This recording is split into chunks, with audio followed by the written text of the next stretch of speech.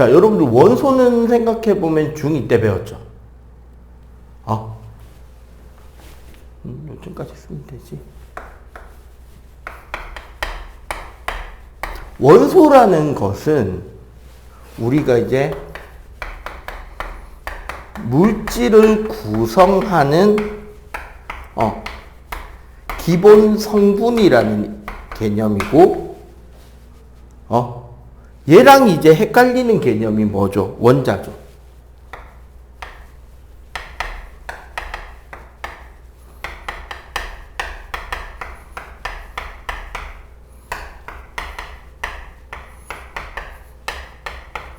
기본 입자 혹은 최소 입자. 근데 따지고 보면 우리는 쿼크라는 걸 배웠기 때문에 최소 입자라고 부르기는 조금 애매하죠. 원소를 구성하고 있는, 원소를 이루고 있는 그 기본 단위 입자를 우리는 원자라고 합니다. 이게 무슨 소리냐면 집단 전체를 그룹으로 묶어서 그거라고 종류를 이야기할 때 우리는 원소라는 단어를 쓰고요. 그게 1개, 2개, 3개, 4개 세알려야 될 때 하나하나의 의미를 부여해서 측정을 할 때 우리는 원자라고 불러요. 어쨌거나 원소는 현재 약 110여 종이 존재합니다. 정확하게는 현재 인간이 만들어낸 것까지 해서 원자 번호 118번 오간의 손까지 있어요. 무슨 소리다? 자연계에 존재하는 게 원자 번호 1번 수소부터 시작해서 원자 번호 92번인 우라늄까지 자연계에 존재하고 있고요. 그 뒤에 인공 원소가 93번 넵투늄부터 NP 맞나? 아마 맞을 거예요. 118번 오간의 손까지는 사람이 만들어낸 원소입니다. 그래서 네트늄은 맨 밑에 줄에 있어요. 악티늄 쪽에. 왜? 대단한 것 같아? 아니에요. 선생님이 지금 이거 다 까먹은 겁니다. 나 대학 때 이거 다 외웠어요. 자, 예. 그리고 우리 이제 요거 다음 내용에서 언급이 될 내용이긴 한데, 잘 봐봐. 우주를 이루는 원소는 수소, 헬륨, 기타 등등등이야.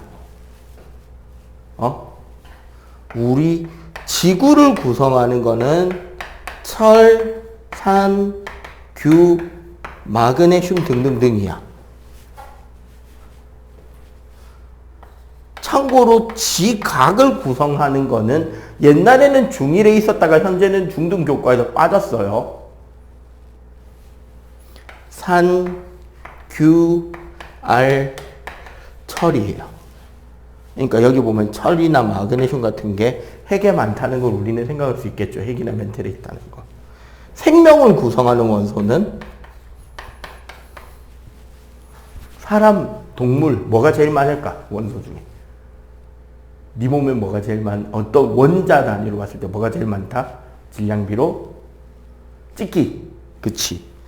산, 탄, 수, 질, 뭐 이렇게 쭉 갑니다. 이런 원소, 이런 것들을 우리는 원소라고 그러고 얘네들이 서로 조합을 이루면서 다양한 분자, 결정, 그리고 그런 것들을 바탕으로 생명, 지구, 우주가 이루어져 있다는 거죠. 자, 보통 우리는 원소를 금속과 비금속으로 분류하고 주기율표를 이야기하는데 우리는 지금은 이제 기본 개념을 배워야 되잖아요. 그래서 좀 더 과거로 갔으면 좋을 것 같습니다. 원래 중등 과정에서 언급이 돼야 되는 거고 앞부분은 앞부분에 대한 원소에 대한 개념들은 중등에서 살짝 언급됐는데 학교에서 시험도 잘 안 치고 그냥 쓱 지나갔을 거예요. 고대의 원소, 고대 그리스의 원소는 물질이라기보다는 기운? 뭐 환타지 좋아하는 경우는 만화에 가깝다라고 이야기를 하는데, 이때는 물체와 사물과 생명의 근원으로 원소를 바라봤단 말이야. 그러다 보니까 물이다, 공기다, 불이다라는 1원소가 나왔고, 얘네들의 흙을 얹어서 4원소가 나왔고, 이 4원소가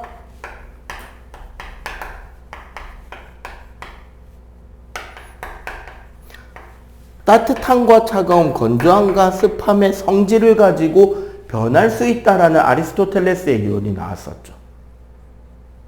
그리고 요게 변한다라는 이야기가 중세로 넘어오면서 연금술로 가요.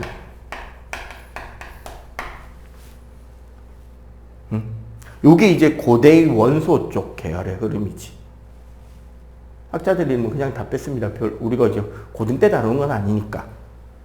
이 와중에 얘네들과 대립했던 아톰이라는 입자다라고 주장하는 이론이 있었고요. 중세를 건너뛰고 근대로 넘어오면서 보일과 우리 보일 법칙이 연속설을 깨는 실험에서 나온 거예요. 제2자관 실험이라는 게. 무슨 소리냐? 보일의 제2자관 실험, 우리 원소론 이야기할 때 보일의 제2자관 실험 이야기는 나오잖아요. 이게 뭐냐면, 유리관을 요렇게 이 제2자관으로 된 유리관을 만들어 놓고, 여기에 수은을 채워. 그럼 여기에 뭐가 있을까? 지금 공기가 갇혀있죠. 연속설은 농도가 진해지면, 원소의 농도가 진해지면 우리 눈에 보이고, 농도가 옅어지면 흩어져서 우리 눈에 안 보인다잖아. 그래서 여기에 수은을 가득 채워서 여기 공기를 압축해버린 거야. 연속설이라면 여기에 뭔가가 딱 나타나야 되죠. 나타났다, 안 나타났다? 안 나타났다. 근데 이 과정에서 압력과 부피 곱이 일정하다라는 규칙성이 나온 거야. 그리고 이걸 설명하려면 입자와 함께 빈 공간으로 설명해야 된다라는 정리를 한 거예요. 그래서 그게 보일 법칙으로 간 거야. 그리고 그게 입자의 이야기. 그래서 아톰이라는 건 반드시 진공을 동반하기 때문에 이쪽 이론이 된 거예요. 그리고 요 뒤에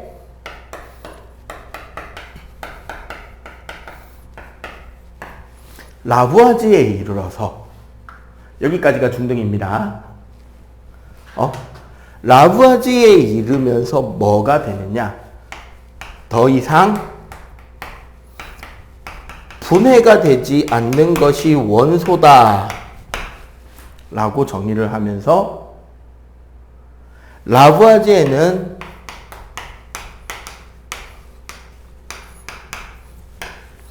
원소를 총 4개의 그룹 33종을 발표합니다. 자기가 실험을 다양하게 해서 여러 가지 물질들을 분해하고, 그 분해하는 과정에서 나온 각각의 물질들을 다시 더 분해가 가능한지 연구하고, 그래서 더 이상 최종적으로 분해가 안 되는 것들이 원소다라고 하면서 33가지를 원소라고 정의하고 발표해요.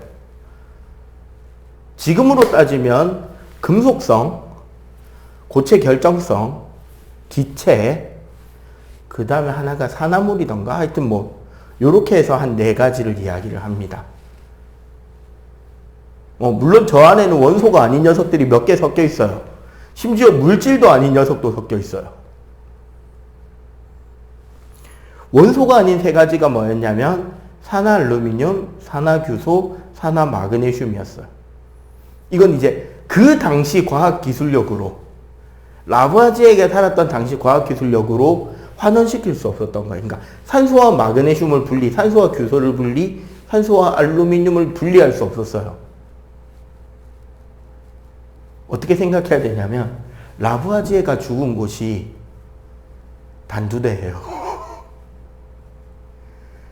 이 양반이 살았던 시기는 언제다? 단두대에 목 잘려 죽거든? 프랑스 혁명기입니다. 그때 과학기술이 있어봐야 뭐가 있겠어.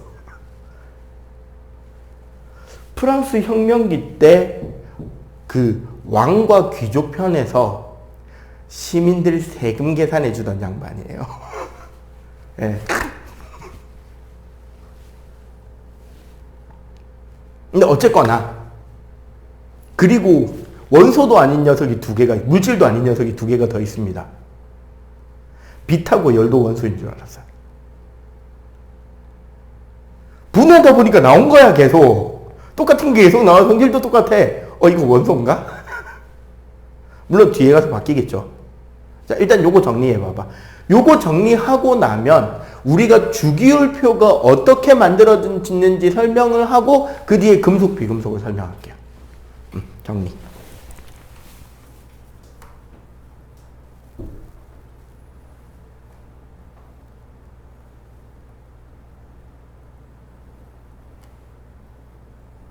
자, 이제 어떻게 주기율표가 만들어져 가는지를 볼게요.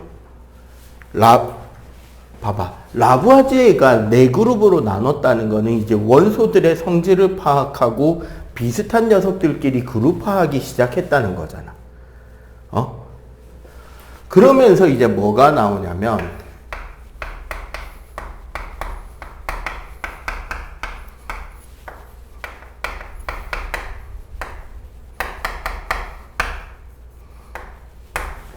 되베라이너라는 학자가 새쌍원소라는 이론을 발표합니다. 들어본 적 있어? 처음 들어보죠? 아니, 중등 때부터 언급은 하긴 하는데. 새쌍원소라는 거는 원소들을 질량순으로 나열하다 보니까 비슷한 성질이 있는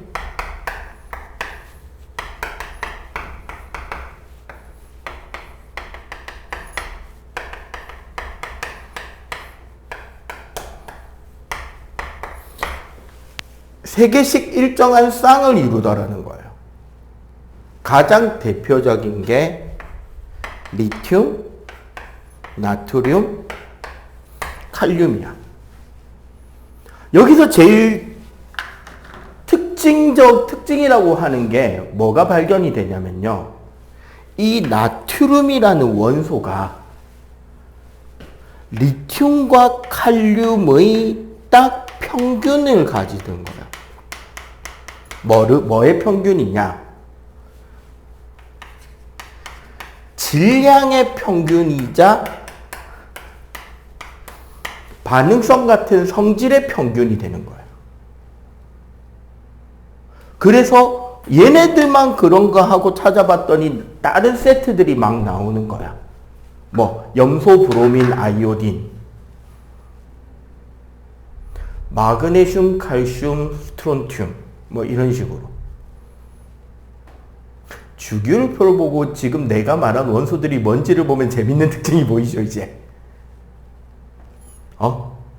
같은 세로줄에 다라락 붙어 있는 원소 3개예요. 이런 규칙성이 하나가 찾아지고 하나 더 있습니다. 류렌즈라는 학자는 옥타브설이라는 것을 발표해요.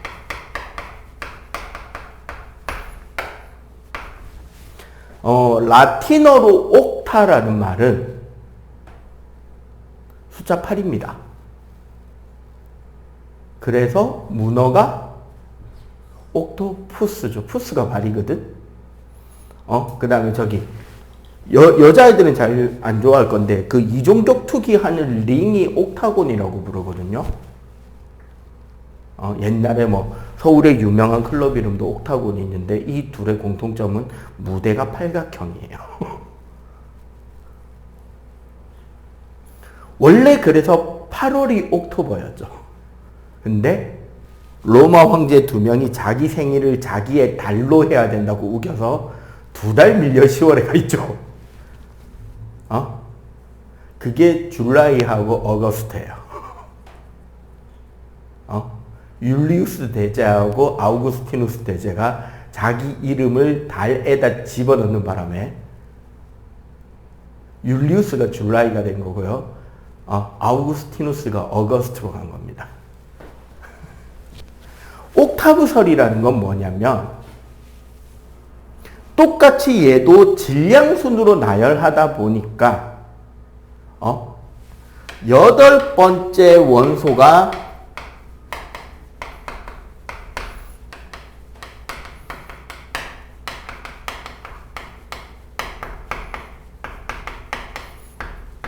비슷한 성질이 반복되는 거예요. 지금 따지면 8번째가 아니라 9번째에 나옵니다.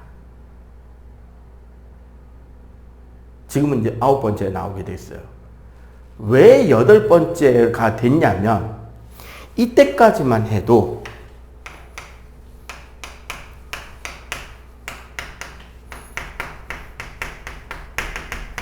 (18조) 원소가 대부분 미발견 상태였습니다. 왜 미발견이었냐? 얘네들 아까 앞에 있던 학자가 뭐라고 했는지 생각해보면 알기 쉽죠. 물질을 분해해서 더 이상 분해가 안 되는 게 원소다라 그랬잖아. 근데 18조 원소는 우리가 요 다음 챕터에 배울 건데 비활성 기체라고 합니다. 그러니까 다른 물질들과 다른 원소들과 어떠한 화학적 반응을 거의 하지 않아요. 이게 내가 왜 거의라고 했냐면 18쪽 맨 밑으로 내려가잖아요. 뭐 크세논, 제논까지 내려가잖아. 그러면 쟤네들은 플루오린한테 전자 털려요. 그만큼 플루오린이 전자를 뺏어오는 힘이 좋아서 그래. 그런데 그런 게 아니면 화학 반응 자체를 안 해. 화학 반응을 안 한다는 거는 다른 원소들이랑 결합을 안 해. 심지어 원자 혼자서 지 혼자 분자야. 그리고 다들 그래서 기체예요. 발견되겠냐? 그치? 뭔가를 분해해서 얻을 수가 없죠. 애시당초. 헬륨이 일찍 발견된 게 기적이라니까. 어쨌거나 그래서 봐봐. 리, 배, B, C, N, O, F, 나. 8번째 딱. 그래서 마치 음악의 한 옥타브 올라가는 것처럼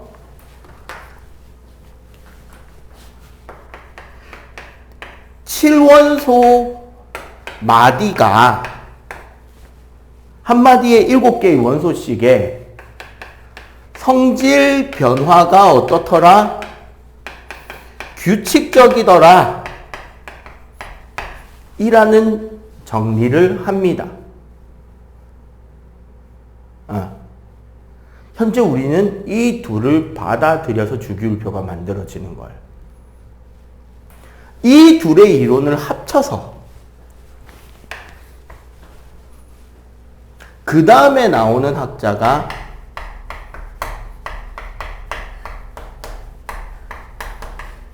멘델레예프입니다. 멘델레예프는 최초의 주기율표를 만들고요. 뭐로 나열했느냐? 아직까지는 질량 순서입니다. 요것 때문이죠. 성질도 평균이고 질량도 평균이면 질량 때문에 성질이 생긴다라고 생각할 수 있잖아. 그지? 그래서 최초의 주기율표를 만들면서 사실 멘델레예프 이전에도 이렇게 주기율표의 형태로 원소들을 나열하고 그 원소의 규칙성을 탐구하려고 했어요. 왜냐면 그게 신의 섭리라고 생각했거든, 아직까지는. 점성술과 천문학의 발전이 그거였어요.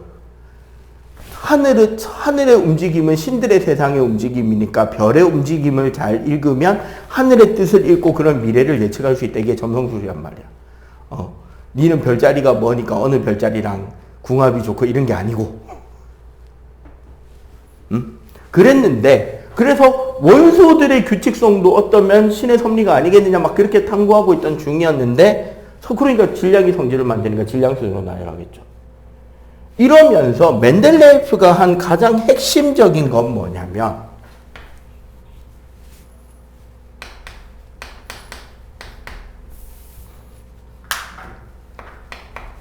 같은 성질이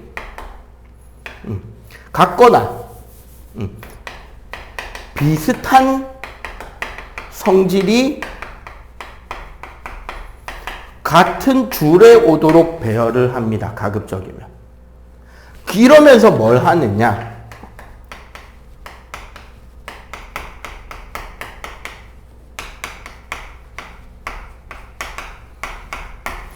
아직 발견되지 않은 원소들에 대한 예측을 해요. 이거를 우리는 예카원소라고 합니다. 그러니까 그 이전에 멘델레예프 이전에는 그냥 질량의 순으로 쭉 나열을 한 거예요. 그리고 비싼 성질을 넣으면 줄 바꿔서 또 쭉 나열하고 쭉 나열. 이러면 어떻게 되느냐 하면 앞쪽에는 원자 번호가 작을 때는 성질 규칙적인 변화가 일정하게 나타나는데 뒤로 가면 뒤로 갈수록 자꾸 오류가 누적되니까 규칙성이 깨지겠죠. 주기율표잖아. 반복되는 규칙성을 표로 만들었다는 소리라고. 맞지? 그래서 세성원소나 옥타브의 규칙성에 맞춰보면 얘는 요 칸이 아니고 요 다음 칸인데 얘는 요 칸이 아니고 요 다음 칸인데 다음 칸인데 이런 걸 생각하는 거지. 그래서 그 자리 띄워놓은 자리에 빈칸을 만들어 놓고 가만히 두는 게 아니라 여기 아직 우리는 이런 원소가 발견되지 않아서 얘를 뭐 예카 규소 뭐 예카 비소 뭐 이런 식으로 이름을 지어 놓고 그 원소의 반응 규칙성이나 성질을 예측합니다. 뭐 녹는 점은 어느 정도쯤 될 거고 상온에서 무슨 상태일 거고 산소랑 반응하면 몇 대 몇으로 반응할 거고 뭐 이런 갖가지 잡다구리한 그런 성질들을. 그리고 차후에 그 원소가 발견될 때 내가 녹는 점 차이가 100도 조금 차이밖에 안 났을 거, 한 100도 미만으로 차이 났을 거예요. 예측값하고 실제 값이. 그런데 오류가 나기 시작합니다. 언제 오류가 나느냐? 18쪽 원소가 발견되죠.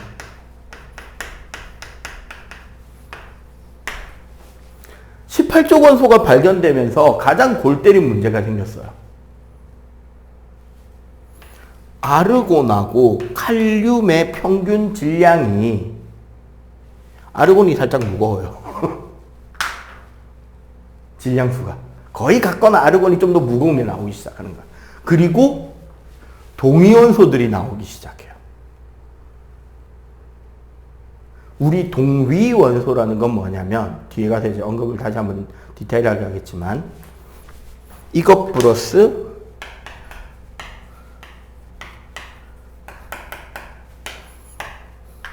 자 잠깐 배우고 갑시다. 동위원소란 양성자수는 일치하는데 중성자수의 차이가 나는 원소를 동위원소라 그래. 이렇게 되면 어떻게 된다? 화학적 성질은 거의 일치하는데 물리적 성질의 차이가 납니다. 그러니까 쉽게 말하면 밀도가 달라져요. 그 때문에 녹는 점이나 끓는 점 같은 상태 변화 온도에 약간의 차이가 생기고 뭐 그 정도 차이밖에 없어요. 반응하는 쪽으로는 그대로입니다. 대표적인 게 중수라는 게 있어요. 물이 보통 H2O 그냥 수소가 아닌 중수소라고 중성자 붙어 있는 수소로 만들어진 물이 있거든요. 걔는 밀도가 물보다 크고요. 그래서 증발이 좀 덜 돼요. 미세하게. 약간 차이가 나. 근데 문제는 지금 여기까지 원소를 나누는 기준이 뭐야? 그러면은 질량이 다른 수소는 같은 수소냐 다른 수소냐라는 문제가 생기는 거야. 그리고 이쯤 되니까 그게 겹치는 영역이 나오기 시작하는 거야. 이런 오류들이 생겼지만 어쨌거나 멘델레예프는 최초의 주기율표로서의 상당히 뛰어난 업적이 남죠. 그리고 이 원소를 극복한 게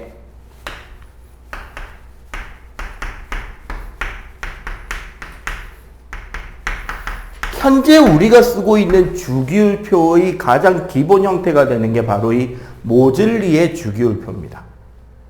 그럼 뭐로 바꿨냐? 네. 질량 순서이던 게 원자 번호 순으로 바꿔요. 뭐? 양성자수. 중성일 때의 전자수.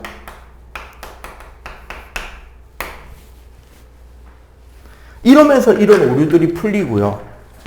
그리고 여기서부터 우리 주기율표가 만들어져 갈 때 실제로 화학적인 성질은 핵이 만드는 게 아니라 전자가 만들거든요. 특히 전자들 중에서도 바닥 상태, 가장 안정된 상태를 기준으로 해서 제일 바깥에 나가 있는 전자가 몇 개냐가 성질을 만든다. 우리는 그래서 그 제일 바깥쪽에서 실제 반응에 참여하는 전자를 원자가 전자라고 부르게 돼요. 이제 요걸 바탕으로 주기율표가 지금 현재의 모습으로 점점 발전해 옵니다. 오케이? 그래서 주기율표가 지금 저 옆에 118번까지 풀 사이즈가 있는데 여러분들은 긴장하지 마시고 통합과학 범위 안에서는 그냥 딱 말할게요. 중등하고 똑같습니다. 1번부터 20번까지 외우시면 돼요. 1번부터 20번까지만 딱 외우시면 되고 그 안에 어떤 규칙성이 있는지를 설명 계속해 가도록 할게요. 일단 요거 정리. 자, 일단 우리 주기율표 보면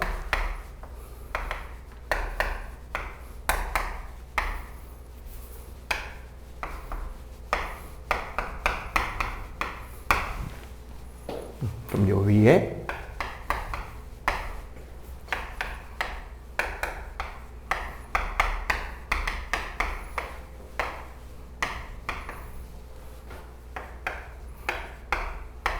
요렇게가 이제 우리가 말하는 1번부터 20번까지 주기율표잖아요. 일단 이걸 알아야 돼. 우리 원자 구조에서 가운데 핵이 있죠. 주변에 전자가 돌잖아. 맞죠? 핵과 핵이 너무 한쪽으로 쏠렸냐.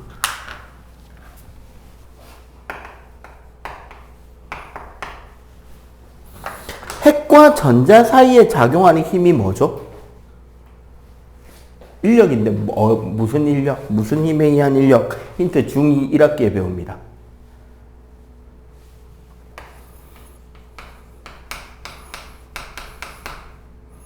전기력이에요. 어느 단원 있게 정전기 파트에 있었습니다. 전기력은 공식이 뭐냐면 F는 비례상수 K 놓고 R 제곱에 Q1 곱하기 Q2예요. 요게 이제 우리 전기력 공식이야. 해석을 하자면 R이라는 거는 거리죠. 이게 전자 궤도 반지름을 말하는데 이 거리라는 것은 우리 원자의 주기와 관련이 되는 겁니다. 그리고 Q1과 Q2는 전할이 아니잖아. Q1이 핵의 전하. Q2는 예를 들어 전자 한 개의 전하가 되잖아.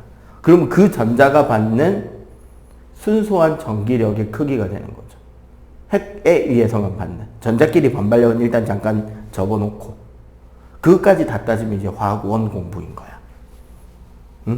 그런데 핵 전하량은 뭐죠, 이거? 원자 번호라고.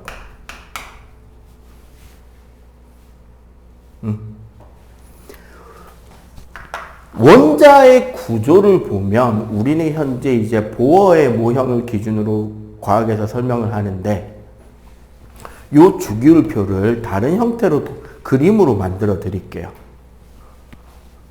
가운데 핵이 있고요. 얘네들이 너무 위에다 그래. 좀 밑에다 그리자. 여기 이제 핵이 있고 첫 번째 궤도, 두 번째 궤도, 세 번째 궤도, 그 밖의 궤도. 요렇게 여러 개의 층으로 전자들이 돌고 있단 말이야. 첫 번째 궤도에 있는 전자들이 수소하고 헬륨이에요. 첫 번째 궤도는 좁기 때문에 전자가 두 개밖에 안 들어가죠. 그 다음 껍질에 리튬, 베릴륨, 붕소, 탄소, 질소, 산소, 플루르, 네온이 이렇게 들어갑니다. 그래서 8개가 들어가요. 그럼 그 바깥 껍질은 나트륨, 마그네슘, 알루미늄, 규소, 인, 황, 염소, 아루. 물론 진짜 이렇게 들어가는 건 아니에요. 우리가 도식적으로 내가 설명하기 위해서 이렇게 이미지화 시킨 거야. 그리고 그 바깥쪽에 칼륨, 칼슘이 들어가요. 뭐가 보여? 주기율표인 거? 얘네들이 일족이에요. 요줄. 그리고 헬륨 빼고 얘네들이 2족이에요. 요줄. 여기가 13족. 14족. 15족. 16족. 17족. 그리고 요렇게가 18쪽이에요. 주기율표에서, 자 이제 주기율표로 옵니다. 주기율표에서 같은 세로줄은 같은 족을 말하고요. 같은 세로줄이 족입니다. 여기다 적지 말고 여기에다 적는 거예요. 여기서 같은 세로줄을 우리는 족이라고 해요. 이게 세쌍원소에서 나온 거라는 건 이해가 되죠? 얘네들은 원자과 전자의 배치가 일치합니다.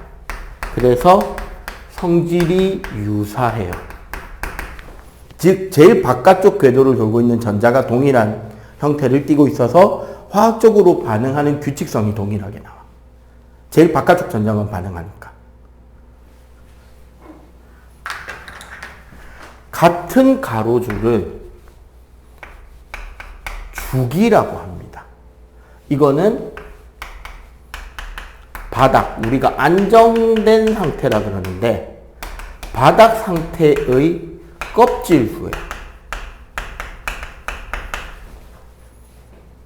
한 껍질 한 껍질 한 껍질이 전자가 쌓여간다고 할 때 같은 껍질에 전자가 쭉 채워지고 그 다음 껍질에 쭉 채워지고, 그래서 주기별로 성질이 계속 반복이 되는 거야.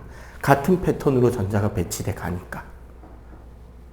그러다 보니까 어떻게 주기가 커지면 커질수록 핵에서부터 점점 멀어지죠.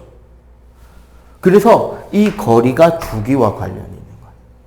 그리고 여기 Q2는 전자 한 개니까 일정할 거 아니야. 근데 핵 전하량이 원자 번호니까 일정하겠죠. 그럼 어떻게 되느냐? 주기율표에서요. 주기율표에서 이쪽으로 갈수록 Q1이 감소하죠. 맞지?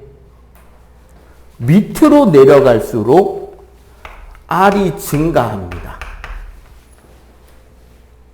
맞지? 그러면 왼쪽 아래로 갈수록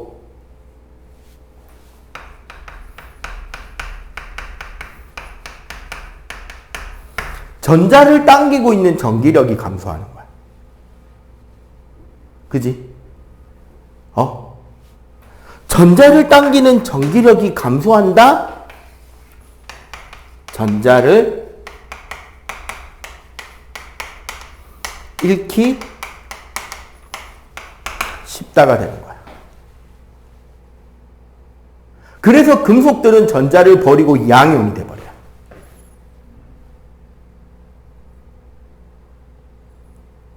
그래서 금속들은 전자를 자기가 잡고 있을 수 없기 때문에 금속 결합이라는 형태를 띠고 그 전자들은 자유전자의 위치에 존재하기 때문에 원자에 묶여 있는 게 아니라 원자 사이를 돌아다니면서 전기도 통하게 해주고요.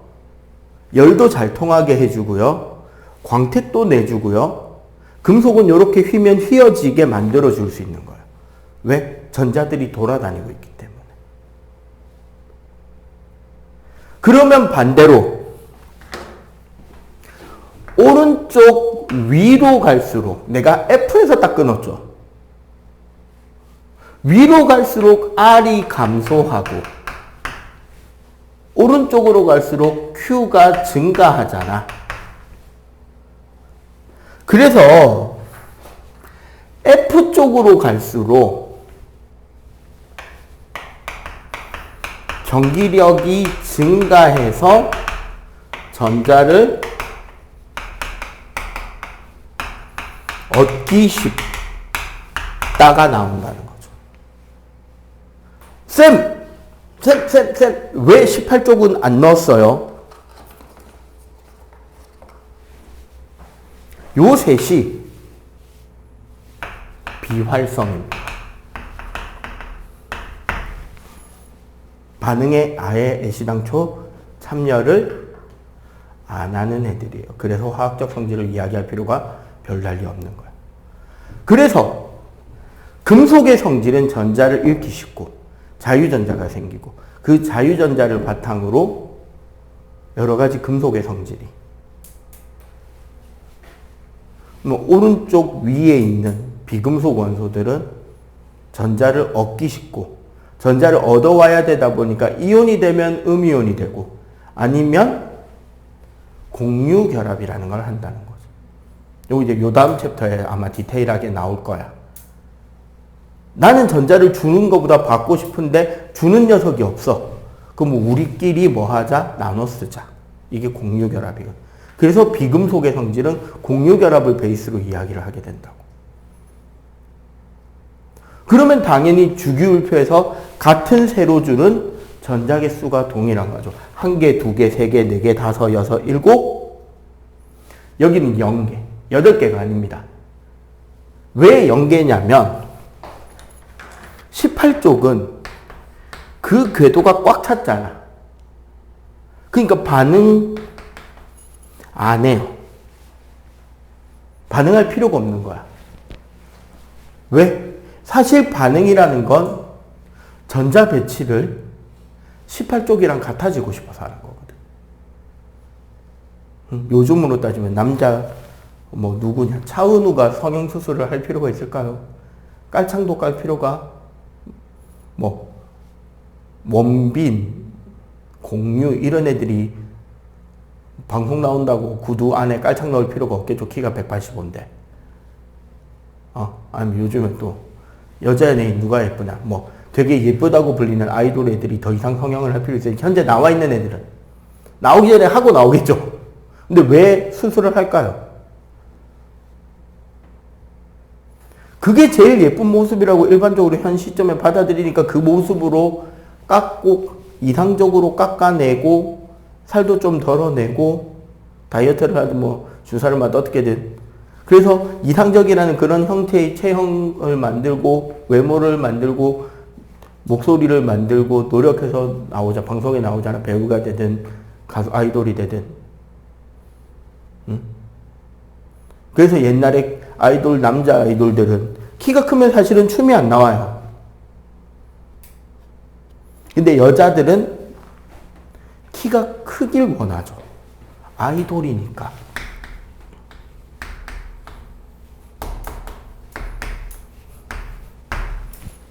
이상적인 인형이어야 하니까.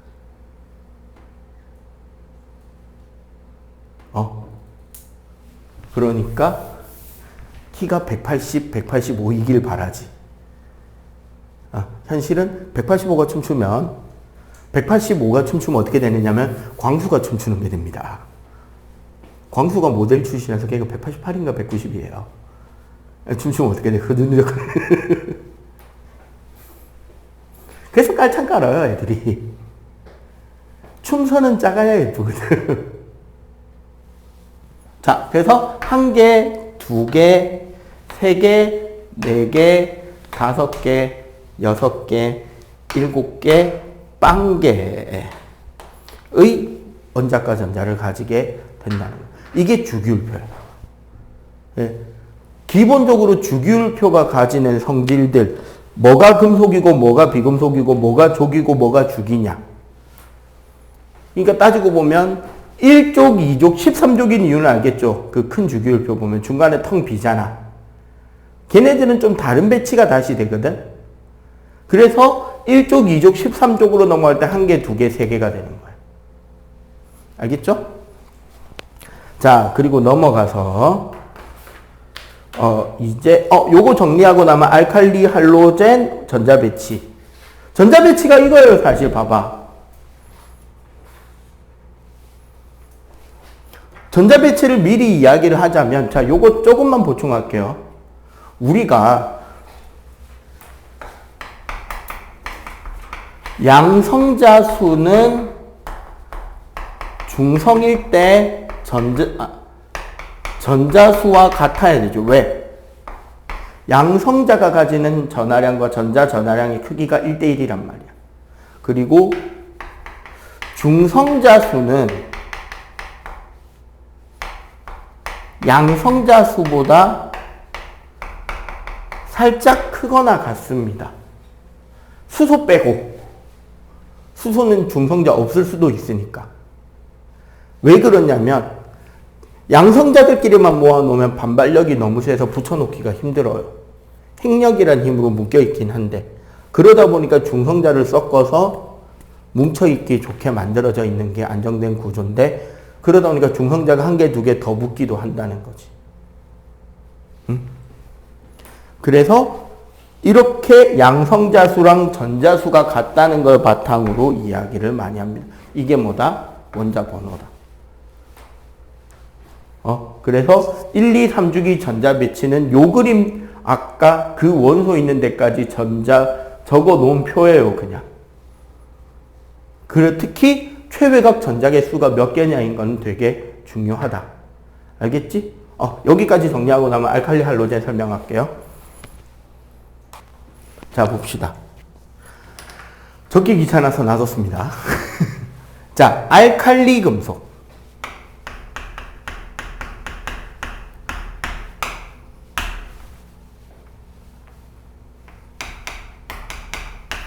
알칼리라는 말 들어본 적 있죠? 어디서 들어봤죠? 우리 과학책 말고 알칼리.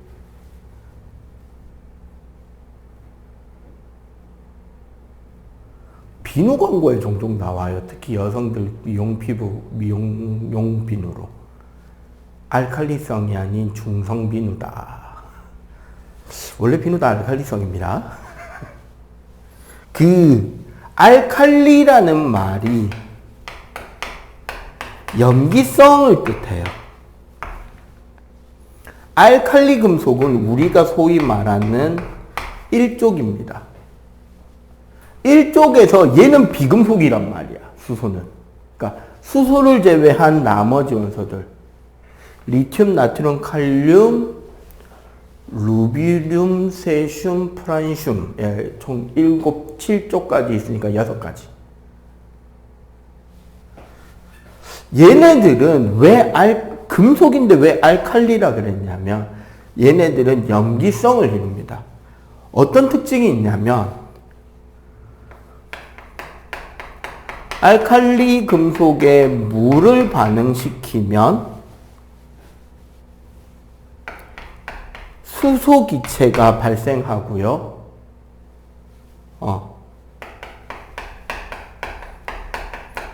수산화 알칼리가 생깁니다. 화학식으로 적어보면 예를 들어서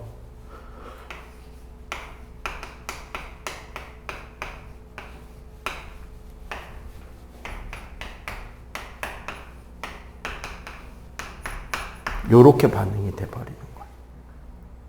그리고 얘가 바로 염기성이죠. 그리고 이 가운데서 열이 나요. 과학계열 유튜브 콘텐츠를 생산하는 수없이 많았던 실험과학 콘텐츠에서 초창기에 어그로 끌기 혹은 조회수 확보 그리고 유튜브로 돈을 벌기 위한 최소한의 작동인 재생 횟수, 재생 시간 등등등을 고려할 때 가장 많이 하는 짓거리가 2가지가 있는데 학교 운동장이나 널찍한 그런 빈 공터 한가운데 싸구려 수조를 하나 구해다 놓고 물을 담아 놓고 나트륨 덩어리 하나 던지고 옆에 고프로나 핸드폰 고물 카메라 동영상 켜놓고 졸라 튀기. 그럼 어떻게 되느냐? 터져요. 수류탄 터지는 것처럼 뻥 터져버립니다. 생각해봐. 수소기체가 나왔고 열이 나왔어요. 터져요.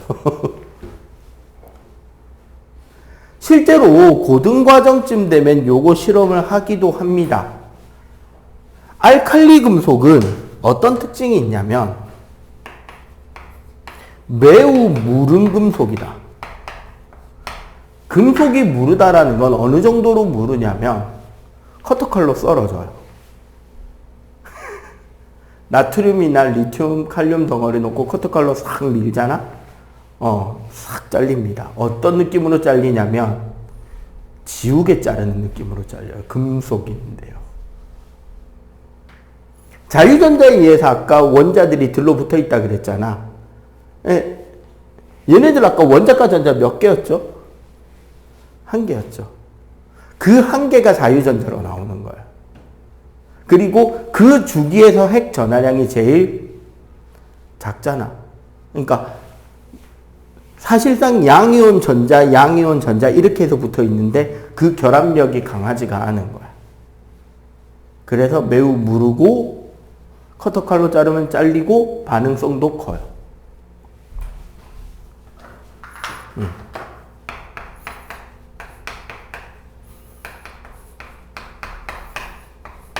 그래서 실제로 요 반응이 일어날 때 물 위에 뜹니다.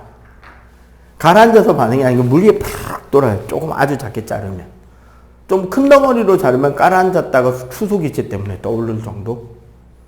그리고 불 붙이면 터지고 염기성이니까 페놀프탈레인 용액을 붉게 변화시키고. 요런 성질들이 우리가 말하는 알칼리 금속의 성질이다.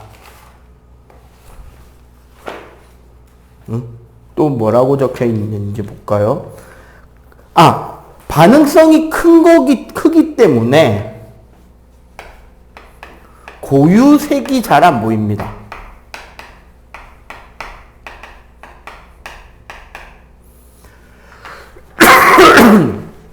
일반적으로 알칼리 금속은 은백색 광택을 낸다고 되어 있는데 우리가 커터칼로 알칼리 금속 덩어리를 싹 자르잖아?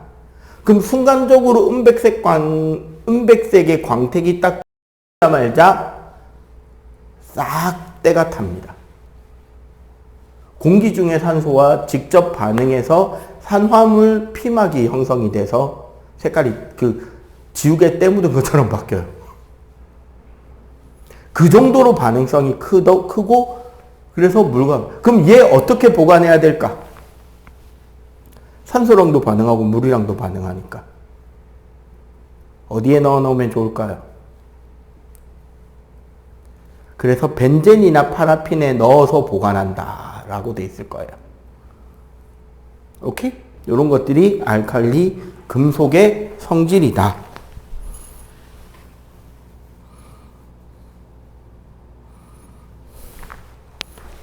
그럼 얘와 딱 이제 반대에 해당하는 아이들이 할로젠입니다. 17쪽에 해당해요. 기본적으로 얘네들은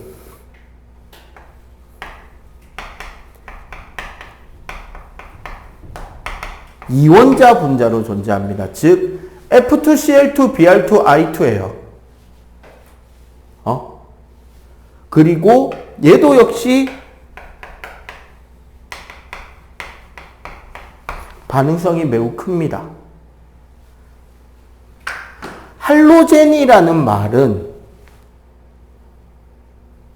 그 어원이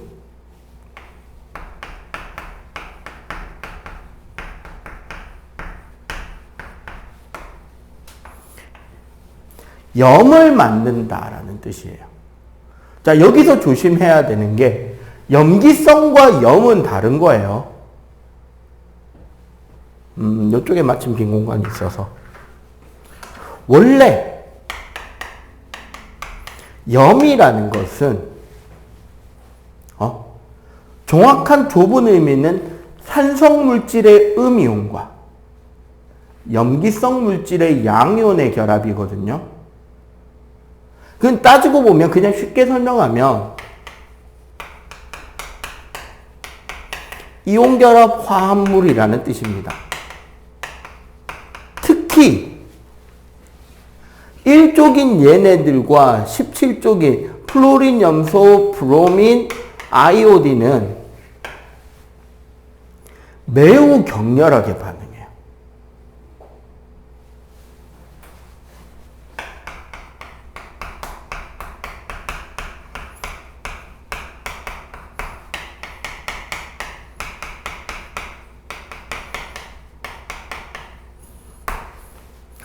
그리고 할로젠 원소는 기본적으로 독성 물질입니다. 그렇기 때문에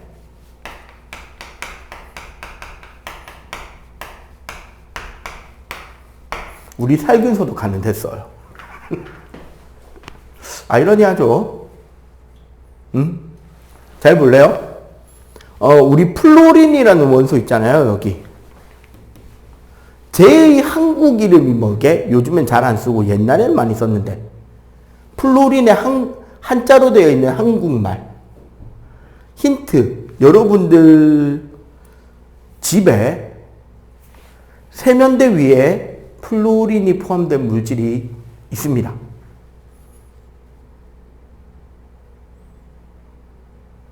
하루에 3번 하는 걸 권장하는데 보통 2번만 해도 괜찮은 편이죠. 뭐일까? 네, 치약이 플로린화 나트륨이에요. 그 다음에 이빨 같은 거 충치 생기지 말라고 불소 코팅 하잖아. 그 불소가 플로린입니다. 발음 비슷하죠? 염소.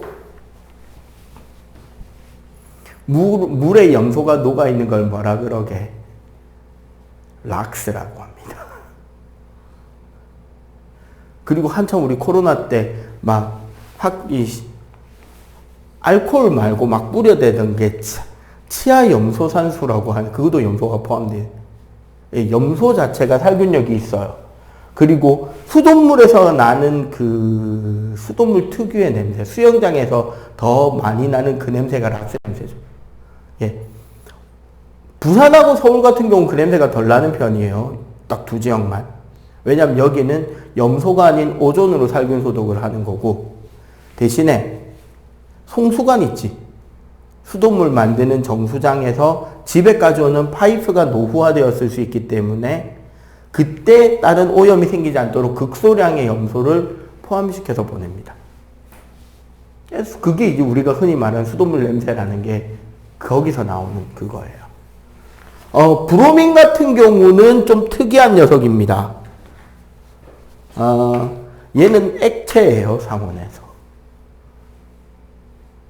호돈소 물질이 상온에서 액체인 게 딱 두 개밖에 없거든.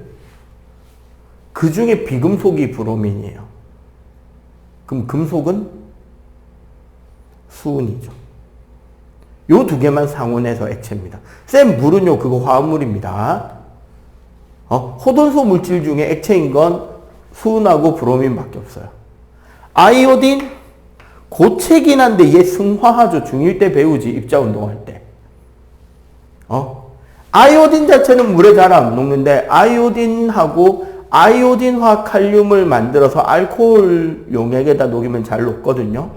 아이오딘화 칼륨, 알코올 용액하면 여러분들은 중2 때 배운 녹말 검출 시약이 떠오르죠. 녹말을 만나면 아이오딘 반응해서 청남색이 생긴다. 그거 사실 여러분들 집에는 있을 수도 있고 없을 수도 있고 학교 보건실에서 제일 많이 발라주는 바로 그겁니다. 빨간 약. 그 포비든 용액이라는 것의 정체가 아이오딘화 칼륨, 알코올 녹여놓은 거예요. 그 왜 바른다? 소독약. 우리 사람 몸에는 큰 데미지가 안 올 만큼의 약한 독성인데 세균은 그거 맞으면 죽는다고. 그래서 상처난데 발라주는 거예요. 옛날처럼 과산화수소로 살균하면 피부가 타거든. 이거요, 정확하게는. 예, 과산화수소 소독은 그래서 금속에 끓였을 때 있지. 녹슨 못이나 이런데.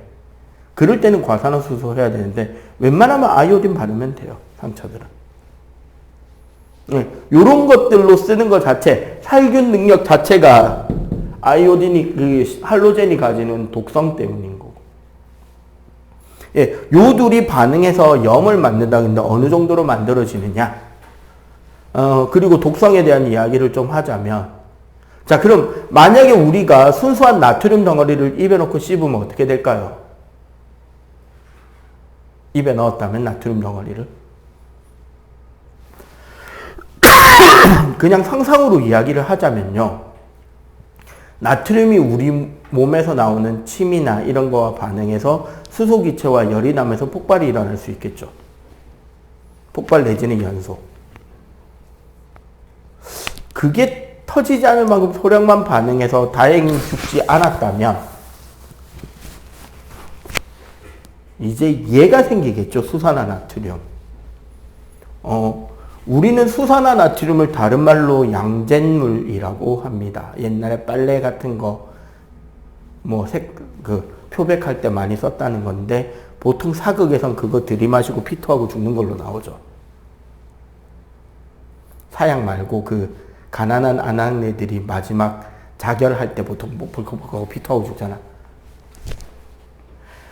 염기성은 단백질을 녹이는 성질이 있습니다. 식도가 녹은 거예요. 참고로 여러분들 비누로 손 씻으면 손 어떻게 돼? 미끌미끌해지죠. 녹은 겁니다. 우리 실제로 눈에 잘 구별이 안 되지만 피부에는 이미 죽어있는 세포층인 각질이라는 게 존재하거든. 그리고 그 각질 때문에 오히려 여러분들 몸이 보호받고 있는 거예요. 그리고 그거를 어느 정도 선까지 적당히 청결히 관리하면 건강한데 너무 빡빡 다 벗기려고 하면 살아있는 세포가 직접 외부 세균의 공격을 받으니까 안 좋은 거고, 그렇다고 너무 안 씻으면 각질층의 미생물들이 번식하면서 이제 안 좋아지는 거고. 그래서 적당히만 녹여서 벗겨내면 세균도 알아서 같이 죽고 청결도 유지하고 하는 거지. 너무 빡빡 밀지 말라고. 근데 어쨌거나 염기성이 우리를 녹일 수 있으니까 나트륨 같은 거 금속성인 때는 이온 말고 순물질일 때는 먹으면 죽겠죠. 그리고 여기 할로젠에 있는 염소 아우슈비츠라고 들어본 적 있어요? 뭔데? 네. 2차 대전에 나치 독일이 했던 유대인 학살의 장소였던 수용소잖아. 거기서 유대인 학살할 때 쓴 기체가 염소 기체입니다. 샤워 시킨다라고 해서 샤워장에 몰아놓고 샤워기에 물 대신에 염소 기체 쫙 뿌려주면 이제 호흡곤란으로 쫙 가는 거지. 독가스죠. 나트륨 금속 덩어리에 염소 기체를 부어주면 아무리 저온이라도 산소 같은 거 없는 공간이라도 빛이나 온도를 가해주지 않아도 불꽃이 튀면서 매우 격렬한 반응을 하고요. 그 결과 염인 흰색 고체 결정을 만드는데 그거 먹으면 어떻게 되게? 정답. 짜. 진지하게 당했죠 지금. 봐봐. 나트륨에 염소가 더해지면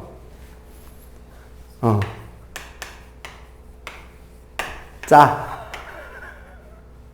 이게 염이에요. 응? 근데 이게 매우 격렬하게 반응이 일어나서 할로젠이라는 말, 염을 만든다. 뭐랑 반응해서? 알칼리랑 반응해서. 요렇게 이야기가 되는 거예요. 알겠음? 그리고 할로젠 원소를 수소랑 섞으면 산이 생깁니다. 불산, 염산, 브로민산, 아이오디나산. HF, HCl, HBr, HR. 다 강산에 속하는 애들이에요. 오케이? 자, 그러면 요거 지금 칠판에 있는 거 알칼리 금속, 할로젠 간단하게 정리하시고 일단 47, 49 두 개만 먼저 풀어보세요. 그러고 나면 다 풀고 나면 50쪽 설명 좀 해줄게요. 자, 아까 말했듯이 알칼리 금속은 저렇게 커터칼로 잘 잘립니다. 리튬 검은티티한 게 50쪽 잠깐 펴봐봐. 저게 이제 산화 피막 때문에 저렇게 검은티티한 거고 저 딱 자르면 은백색으로 나와요.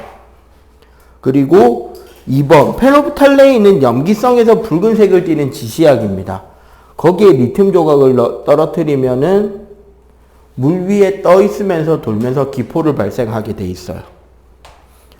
저기에 보면 쌀알 조각으로 되게 작게 넣는 이유 아까 말했죠. 덩어리째로 놓으면 터집니다. 자, 그리고 저기에 알칼리 금속의 성질에 이것도 알아두면 내려갈수록 더 물러주고 더 반응성이 커져요. 왜? 자유전자 개수는 동일한데 원자가 점점 커지잖아. 그러면 결합력이 상대적으로 약해지는 효과가 난다고요. 거리가 멀어졌기 때문에. 그리고 전부 다 공통적으로 물과 반응해서 수소가 나오고요. 저기 글자 봐봐. 반응하는 모습. 잘 반응하여 수소가 발생함, 격렬하게 반응하여 매우 격렬하게 반응하여. 광택이 없어지는 것도 서서히 사라짐, 금방 사라짐, 빠르게 사라짐. 즉 내려갈수록 반응성이 더 크다라는 것을 언급하는 거죠. 오케이? 그렇기 때문에 대신에 이쪽은 우리 아까 할로젠은 지금 여기 설명이 없는데 할로젠의 반응성은 올라갈수록 커집니다. 금속의 반응성은 내려갈수록 커져. 이런 것들을 같이 기억해 주시면 좋을 것 같아요. 자, 51쪽 확인 문제, 그 다음에 52쪽의 빈칸까지 빠르게 한번 채워보세요.